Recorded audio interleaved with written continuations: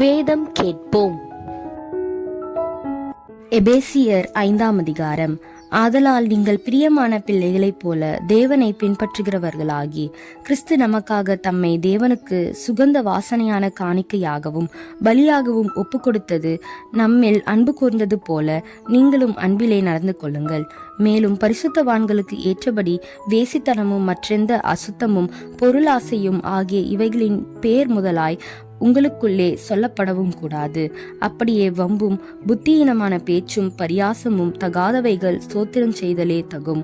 விபசாரக்காரனையாவது அசுத்தனாவது விக்கிரக ஆராதனைக்காரனாகிய பொருளாசைக்காரனாவது தேவனுடைய ராஜ்யமாகிய கிறிஸ்துவின் ராஜ்யத்திலே சுதந்திரம் அடைவதில்லை என்று அறிந்திருக்கிறீர்களே.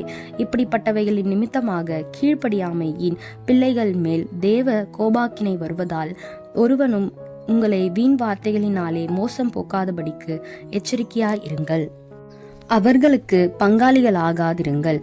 முற்காலத்தில் நீங்கள் அந்தகாரமாய் இருந்தால் இப்பொழுதோ கர்த்தருக்கு வெளிச்சமாய் இருக்கிறீர்கள். வெளிச்சத்தின் பிள்ளைகளாய் நடந்து கொள்ளுங்கள். ஆவியின் கனி சகல நற்குணத்திலும் நீதியிலும் உண்மையிலும் விளங்கும். கர்த்தருக்கு பிரியமானது இன்னதென்று நீங்கள் சோதித்து பாருங்கள்.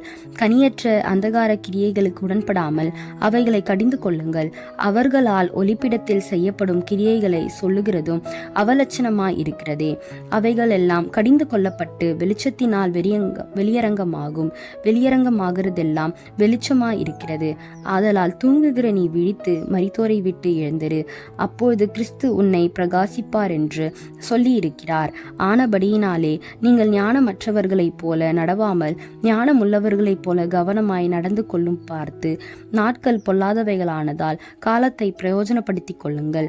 ஆகையால் நீங்கள் மதியற்றவர்களாய் இராமல் கர்த்தருடைய சித்தம் இன்னதென்று உணர்ந்து கொள்ளுங்கள். துன்மார்க்கத்திற்கு ஏதுவான மதுபான வெறி கொள்ளாமல் ஆவியினால் நிறைந்து சங்கீதங்களினாலும் கீர்த்தனைகளாலும் ஞான பாட்டுகளினாலும் ஒருவருக்கொருவர் புத்தி சொல்லிக்கொண்டு உங்கள் இருதயத்தில் கர்த்தரை பாடி கீர்த்தனம் பண்ணி நம்முடைய கர்த்தராகிய இயேசு கிறிஸ்துவின் நாமத்தினாலே எப்பொழுதும் எல்லாவற்றிற்காகவும் பிதாவாகிய தேவனை ஸ்தோத்தரித்து தெய்வ பயத்தோடே ஒருவருக்கொருவர் கீழ்ப்படிந்திருங்கள். மனைவிகளே, கர்த்தருக்கு கீழ்ப்படுகிறது போல உங்கள் சொந்த புருஷருக்கு கீழ்ப்படியுங்கள். கிறிஸ்து சபைக்கு தலையாய் இருக்கிறது போல புருஷனும் மனைவிக்கு தலையாய் இருக்கிறான். அவரே சரீரத்துக்கு இரட்சகராய் இருக்கிறார்.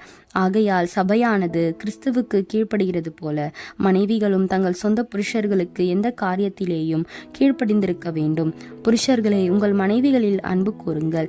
அப்படியே கிறிஸ்துவும் அன்பில் சபையில் அன்பு கூர்ந்து தாம் அதை திருவசனத்தை கொண்டு தண்ணீர் முழுக்கினால் சுத்திகரித்து பரிசுத்தமாக்குகிறதற்கும் கரைத்திரை முதலானவைகள் ஒன்றும் இல்லாமல் பரிசுத்தமும் பிழையற்றதுமான மகிமையுள்ள சபையாக அதை தமக்கு முன் நிறுத்திக் கொள்வதற்கும் தம்மை தாமே அதற்காக ஒப்பு கொடுத்தார். அப்படியே புருஷர்களும் தங்கள் மனைவிகளை தங்கள் சொந்த சரீரங்களாக பாவித்து அவர்களில் அன்பு கூற வேண்டும். தன் மனைவியில் அன்பு கூறுகிறவன் தன்னில் தான் அன்பு கூறுகிறான். தன் சொந்த மாம்சத்தை பகைத்தவன் ஒருவனும் இல்லையே. கர்த்தர் சபையை போஷித்து காப்பாற்றுகிறது போல ஒவ்வொருவனும் தன் மாம்சத்தை போஷித்து காப்பாற்றுகிறான். நாம் அவருடைய சரீரத்தின் அவயங்களாயும் அவருடைய மாம்சத்திற்குரிய அவருடைய எலும்புகளுக்கும் உரியவர்களாயும் இருக்கிறோம். இது நிமித்தம் மனுஷன் தன் தகப்பனையும் தன் தாயையும் விட்டு தன் மனைவியுடன் இசைந்து இருவரும் ஒரே மாம்சமாய் இருப்பார்கள். இந்த இரகசியம் பெரியது.